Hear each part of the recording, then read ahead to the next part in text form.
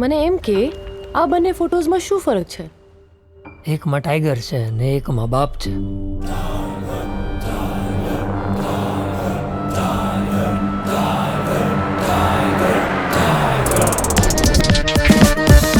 Uncle તમે પહેલાથી આવા જ છો? આવા એટલે કેવા? એટલે તમે છેલ્લે લાઈફમાં ક્યારે એન્જોય કર્યું હતું? ગોવા જવું તો પ્રોબ્લેમ, ભાઈબંધોને મળવું તો પ્રોબ્લેમ, બેનપણીને મળવું તો પ્રોબ્લેમ, શુક્રવારે પિક્ચર જોવા જવું તો પ્રોબ્લેમ. અરે તમારું નામ પરિતોષ નહીં, પ્રોબ્લેમ હોવાની જરૂર હતી. પૈસાની કોઈ કિંમત જ નથી યાર. તને હતી નહીં આ ઉંમરે બહુ. આજે સવારે હું તારું રાશિ ભવિષ્ય વાંચતો હતો.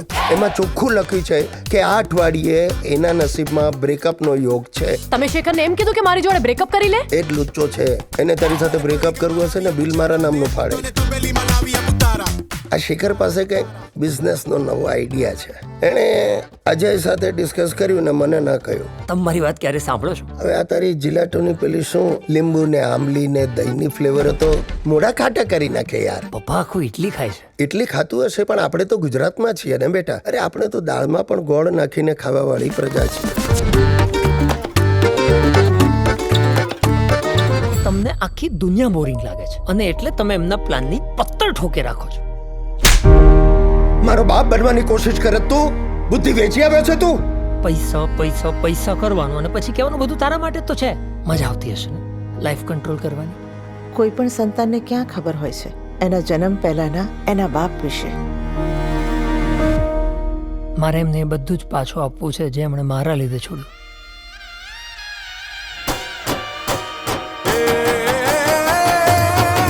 મારા પપ્પા ચોર છે.